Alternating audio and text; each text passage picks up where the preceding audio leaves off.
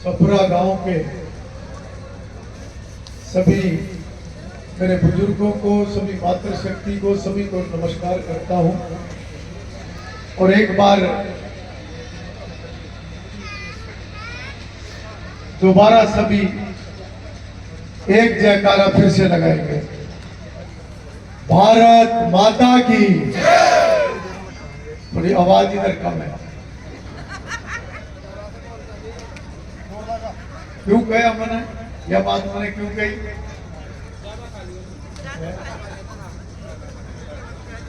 दोबारा, भारत माता की।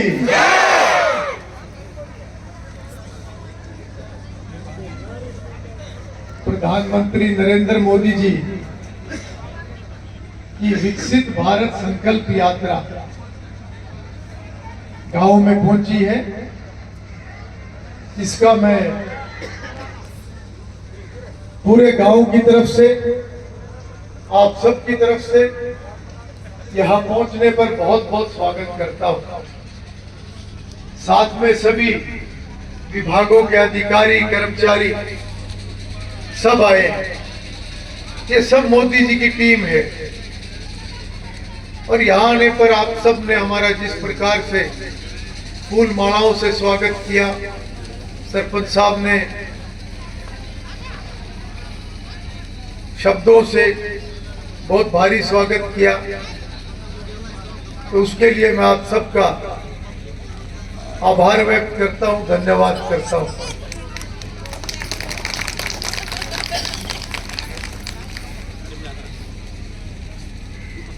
हमारे बीच में सुभाष कश्यप जी बैठे हैं, उन्होंने हमें शपथ दिलवाई है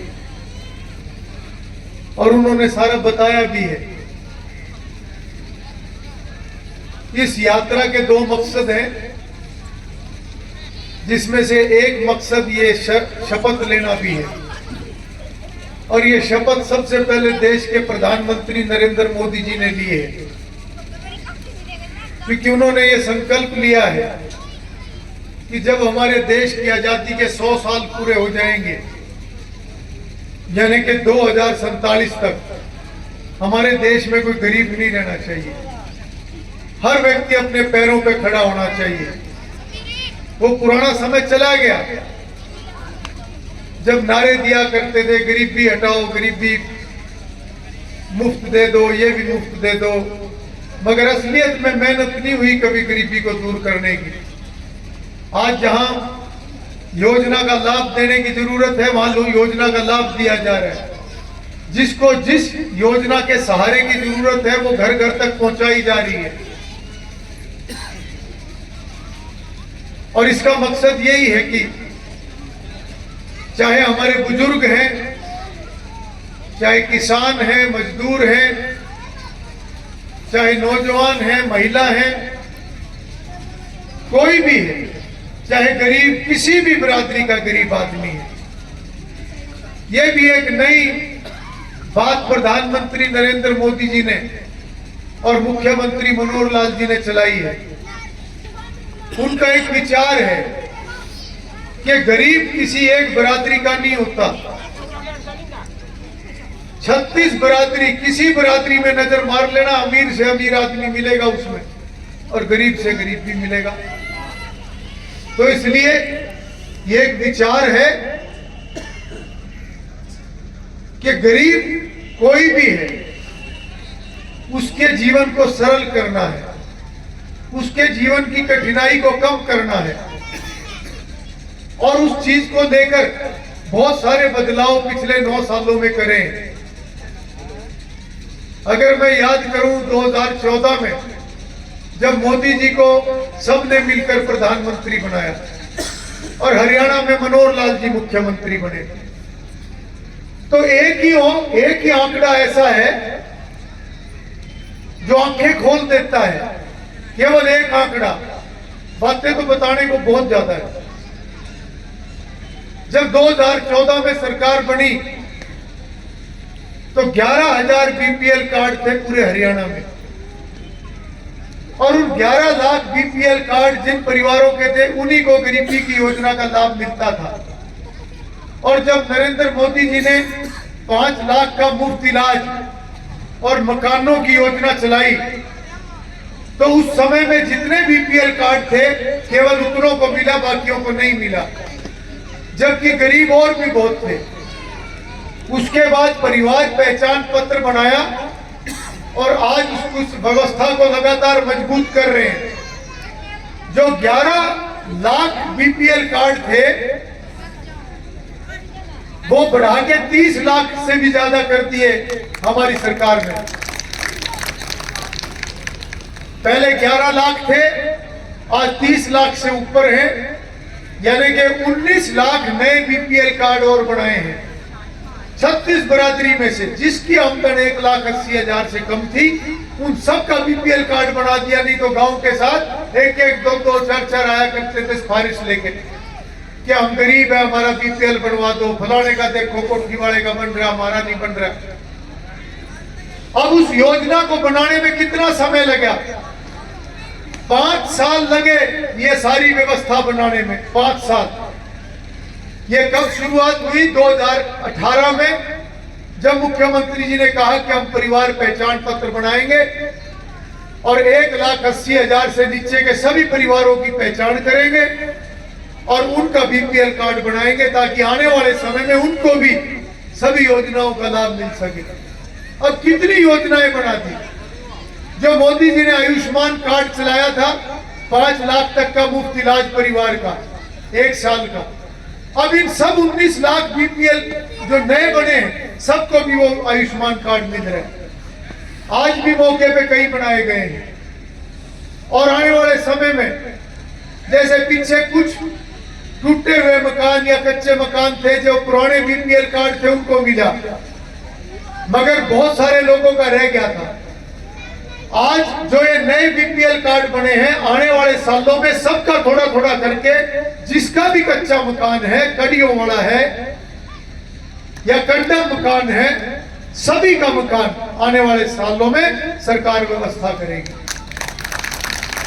इससे पहले तो हो ही नहीं सकता था क्योंकि वो नियम वो था ही नहीं, बीपीएल में वो थे ही नहीं। गरीब थे मगर बीपीएल की लिस्ट में नहीं थे, आज बीपीएल की लिस्ट में आ गए, इसलिए अब धीरे धीरे उन सबका नंबर आ जाएगा। तो मैं आप सबको इतना कहता हूं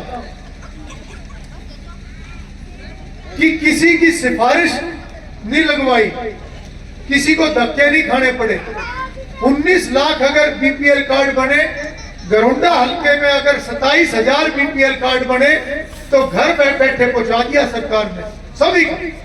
घर बैठे एक झटके में परिवार पहचान पत्र बनाया, जिसकी आमदन 1,80,000 से नीचे थी सबका नाम उसमें डाल दिया। हाँ, कुछ ऐसे थे जिनकी मान लो आमदन तो ज्यादा थी, 2 लाख 2.5 लाख, और वो कैसे बढ़ रहे होंगे, वो तो काट दिए होंगे, 100 में से 1-2 काट दिए होंगे, क्योंकि 1,80,000 तक अभी यह योजना।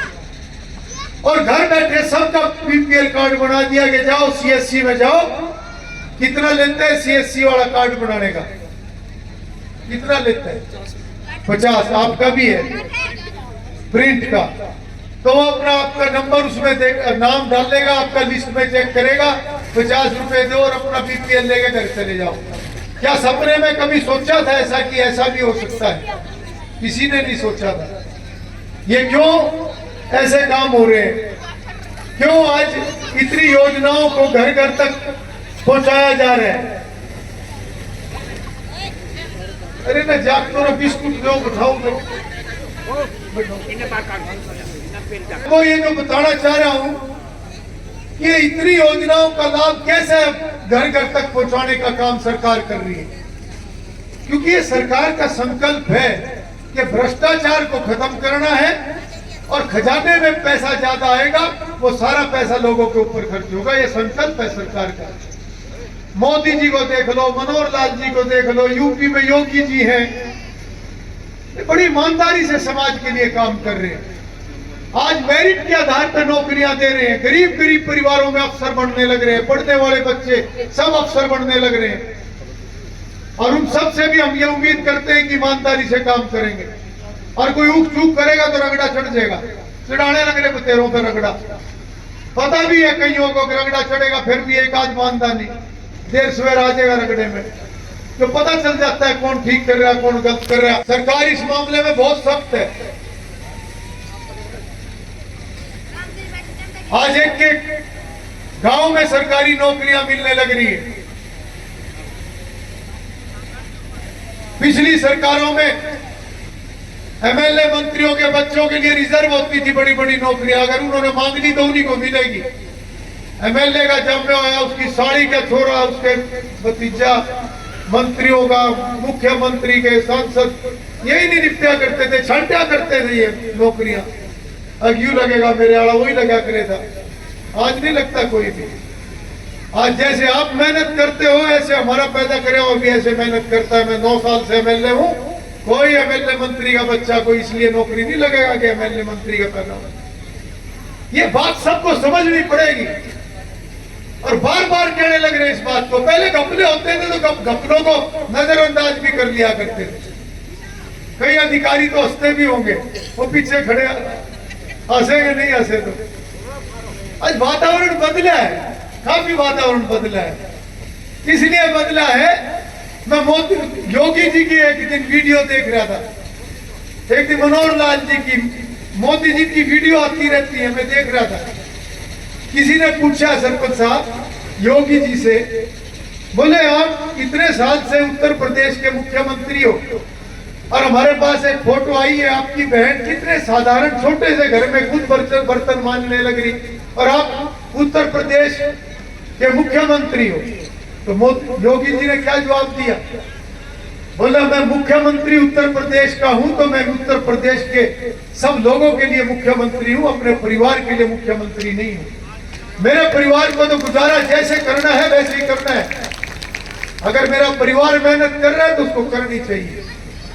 इसी प्रकार से हरियाणा में आज मुख्यमंत्री कौन है? मनोहर लाल जी। मनोहर लाल जी का कोई भतीजा भाई कोई ऐसा नहीं पाऊंगा कोई आके कह दे कि भाई आज थारा काम करवा लो। सबका काम रूटीन में होगा।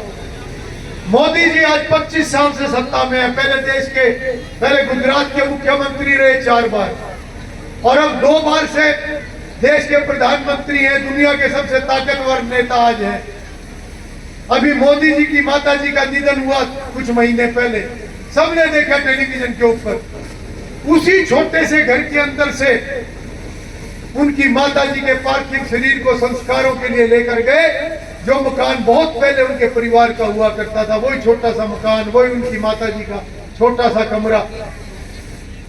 इतने सालों तक, 25 साल से सत्ता में, कब तक कोई आदमी अगर मान लो ये बाजा बाजा दिखावा करे, अंदर से कुछ बाहर से कुछ, सारा जीवन निकाल दिया समाज के लिए, देश के लिए।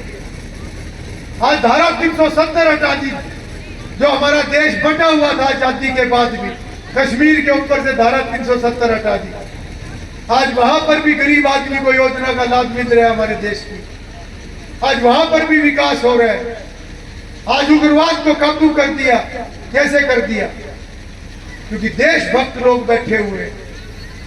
आज क्यों घर घर योजनाओं का लाभ लोगों को देने का काम ये संकल्प सरकार कर रही है। आज छुट्टी वाले दिन भी अधिकारी कर्मचारी, ना कोई इतवार है ना कोई शनिवार है। मैं आभार व्यक्त करता हूं। आज हर अधिकारी कर्मचारी बहुत मेहनत कर रहा है। क्यों कर रहा है? क्योंकि हम सब ने संकल्प लिया है हर आदमी को, हर गरीब आदमी को योजना का लाभ पहुंचाना है। और इसमें जो जितनी मेहनत करेगा उतना पुण्य कमा लेगा। यह भी कहूंगा, मैं थोड़ा आध्यात्मिक भी हूं। हर चीज को हम समझते हैं, क्या ठीक हो रहा है क्या गलत हो रहा है सब पता। एक्सरे मशीन फिट हो रही है आंख में। 40 साल हो गए राजनीति में। एक आदमी क्या बोल देगा, उसका चेहरा पहले देख के पता लग जाता है इसके अंदर क्या है, क्या बोलेगा। उसके बोलने की जरूरत नहीं होती।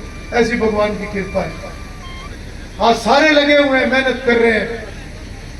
इसलिए हो रहा है क्योंकि देश का प्रधानमंत्री जो सबसे बड़ी कुर्सी पे बैठा है वो एक गरीब परिवार से उठ के वहां पहुंचा है। वो वहां बैठे हुए देश को भी मजबूत करने लग रहे हैं। और वहां बैठे हुए प्रधानमंत्री नरेंद्र मोदी जी को हर गरीब आदमी का दुख दर्द दिखाई देता है। इसलिए आज ये योजनाएं घर घर पहुंच रही है। पहले नारे दिया करते थे, कर्जा माफ कर देंगे, बिजली माफ कर देंगे, फलाना कर देंगे, धमकाना कर देंगे, 7 पीढ़ी का इंतजाम कर देंगे। टट्टू नहीं करा। अपने अपने घरों का कर दिया 7 पीढ़ी का इंतजाम। क्या का कर्जा माफ करेंगे? कर्जा ले लिया लोगों ने, बोले माफ होगा और चढ़ा लिया अपने ऊपर। हमने वो टाइम की देखे, बहुत काम करे, मैं ये नहीं कहता, सबने काम करे अपने अपने समय पे।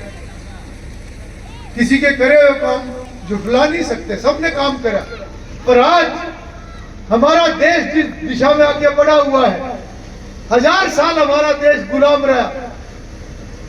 पहले मुगलों ने लूटा, फिर अंग्रेजों ने लूटा, संस्कृति बिगाड़ दी, सारा सिस्टम बिगाड़ दिया। आज उस संस्कृति को भी मजबूत करने लग रहे हैं। आज महापुरुषों की जयंती 36 बिरादरी मिलकर मनाती है। सरकारी खर्चों पे आज महापुरुषों की जयंती मनाई जाती है।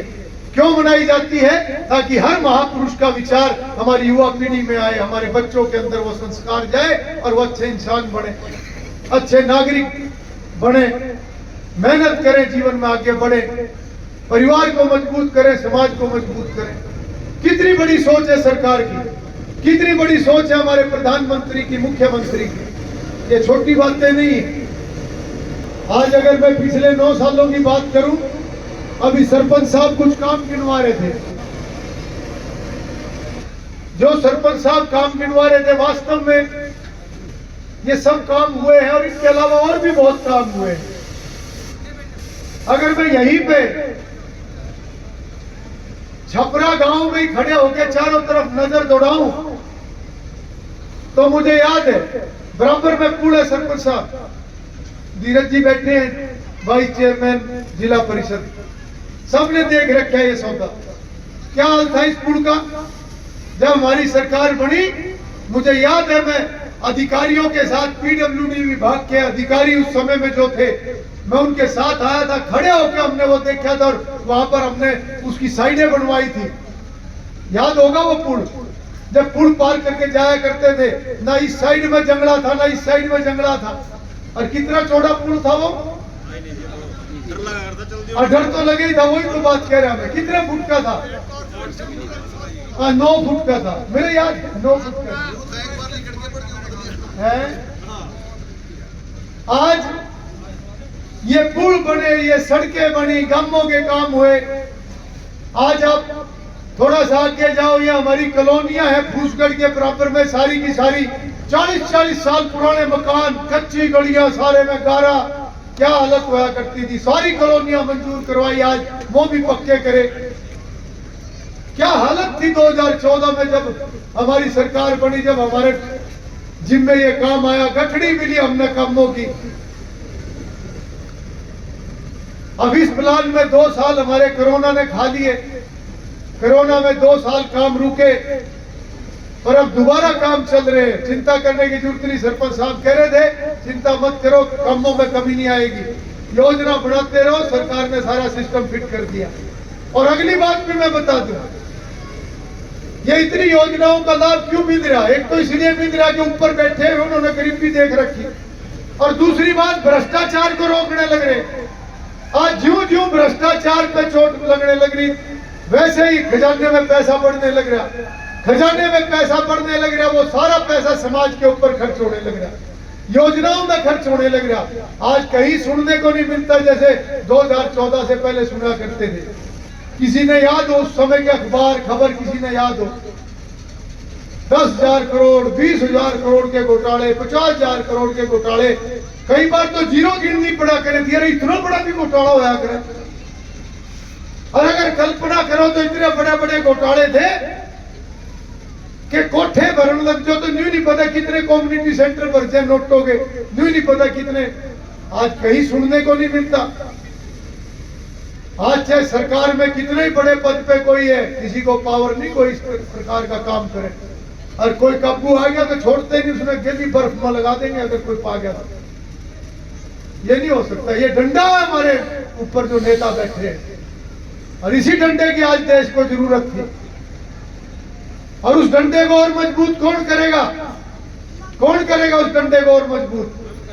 वही करेंगे जिनके भले के लिए वो काम करने लग रहे।